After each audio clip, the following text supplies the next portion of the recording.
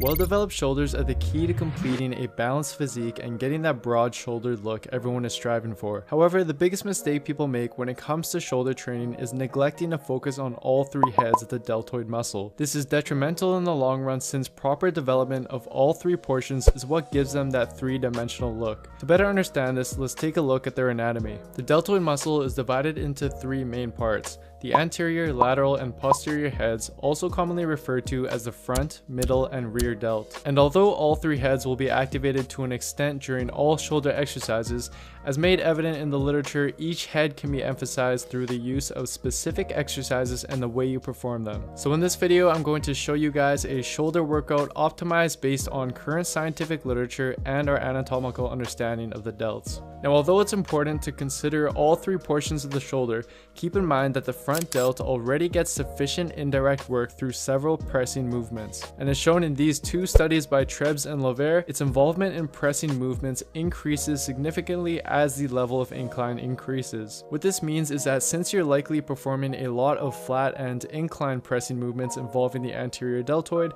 it's better to focus more on the development of the lateral and posterior heads, which are often more neglected in a routine. This not only helps balance your shoulder aesthetically, but as shown in this study by the Journal of Clinical Biomechanics, strengthening the posterior head of the deltoid is desirous for ensuring shoulder joint integrity and reducing injury potential. Therefore, in this routine, we're going to put more emphasis on the lateral and posterior heads of the shoulder. Also keep in mind that the four rotator cuffs are important muscles that shouldn't be neglected as they help stabilize the shoulder, but I'll make a separate video for them. The shoulder press is an essential compound movement when it comes to shoulder training due to the ability to easily overload it with weight. In addition, the standing overhead press will also put more emphasis on the core musculature and serratus anterior muscle. Although there are several variations of this exercise which I will discuss, they all mainly target the anterior deltoid with some involvement of the lateral and posterior heads. And since this exercise has been shown in studies like this one by Barron and Buskis to be the best exercise for the anterior deltoid and was even shown to outperform dumbbell front raises by 41%, I'd argue it's the only exercise you need to include in your regimen that emphasizes the front delt. Now, as for which variation is most effective, you basically have four options: standing overhead press with a barbell, standing overhead press with dumbbells, seated shoulder press with a barbell, and seated shoulder press with dumbbells. This study from the Journal of Strength and Conditioning Research compared the four variations. They found that the standing dumbbell press elicited higher anterior, lateral, and posterior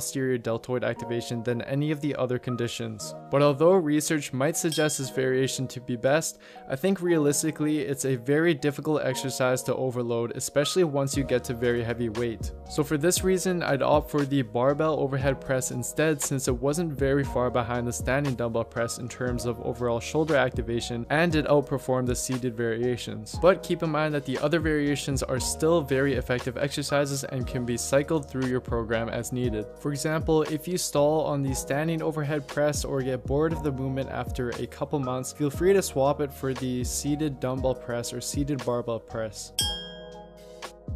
This next exercise is commonly performed in the gym and is one I highly recommend for lateral shoulder development. It's going to mainly target the lateral deltoid with moderate involvement of the other two heads and the upper traps. This exercise was shown in this study by Barron and Buskis to elicit the highest activation of the mid delt when compared to other common shoulder exercises. However, given that this exercise is so popular, I want to go into more depth regarding proper form and how to maximize shoulder activation while minimizing stress at the shoulder joint. When you lift the weight to your side, the activation of each head of the delt depends on the extent to which it's in a direct line of force opposing gravity. So without any shoulder rotation, you can see that the lateral deltoid as well as the anterior deltoid are in a direct line of force opposing gravity, meaning they will both be sufficiently activated. Now, when we internally rotate our shoulder, think about as if you were pouring water from a pitcher. This takes the anterior deltoid out of the equation and makes the lateral deltoid in the most direct line of force, which is the one we want to target. And this is why you'll see bodybuilders and just people in general internally rotate their shoulder as they perform this movement. However, this is a dangerous position for the glenohumeral joint to be in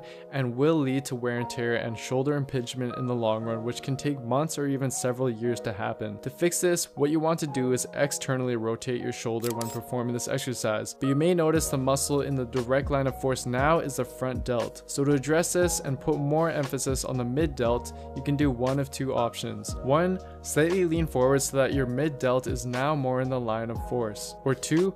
Perform the exercise on an incline bench, which is the same idea, but in both cases you want to ensure that you're slightly externally rotating the shoulder.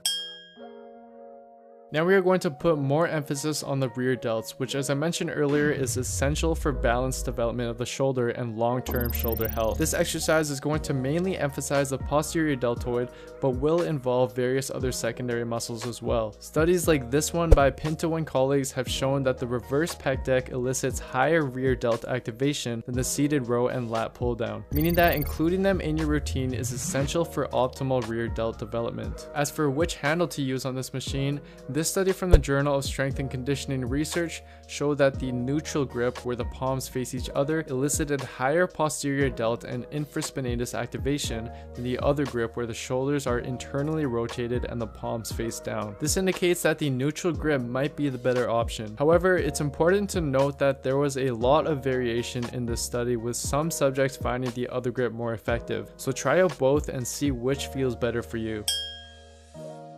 This exercise is my personal favorite when it comes to really isolating the rear delts, and is something I highly recommend you try out. Although this variation will target similar muscles as the traditional standing face pulls will, it will lessen the involvement of the traps, more specifically the upper traps. This is because, as shown in this study from the Journal of Sports Medicine, the upper traps are more active during standing exercises since they work as a postural muscle. Therefore, laying on the ground eliminates the effect of gravity and can decrease excessive activation of the upper traps. This is beneficial because most people tend to have overactive upper traps, which will tend to overpower the rear delts in many movements. So by performing this exercise lying down, it enables the rear delts to be more involved by lessening the involvement of the upper traps. However, keep in mind that the traditional face pulls still have their benefits when it comes to strengthening the rotator cuffs and postural muscles, so I'd strongly advise that you still incorporate them somewhere in your routine or do a few sets of each variation. And one cue I'd like to mention is to think about pulling with your elbows as opposed to pulling with your hands, which might sound weird at first, but it's personally helped me use more of my rear delt in the movement as opposed to having my biceps or other muscles take over. Now, as for fiber type, the shoulders have been shown in numerous studies to be pretty much an even 50-50 split between type 1 and type 2 muscle fibers. Generally, it's thought that high reps with low weight maximize type 1 fiber growth